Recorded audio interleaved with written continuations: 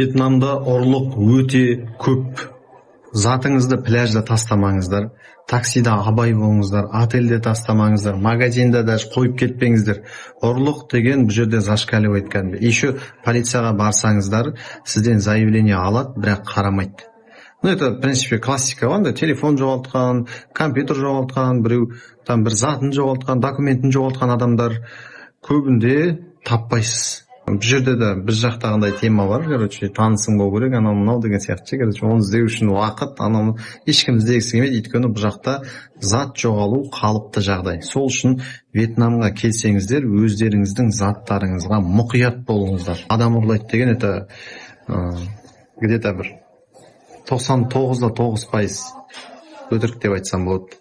То есть оның өзінде тоже абай болыңыздар, енді бірақ бұл вьетнамдықтар адам ұрлаумен айналыспайды. Адам ұрлаумен айналысатындар Камбоджиядан келеді деп атайды. Ол да андай басни Крылова дейді ғой, сказка нәрсе де конкретно. Ұрланып жатыр біздің жақтан да, Қазақстаннан да. Сол сияқты осы жақта да бірен саран адам ұрланады, солай. Сонымен болып жатқан жағдай. Шетелде жүрсіздер, бұл басқа ел, мұқият болыңыздар.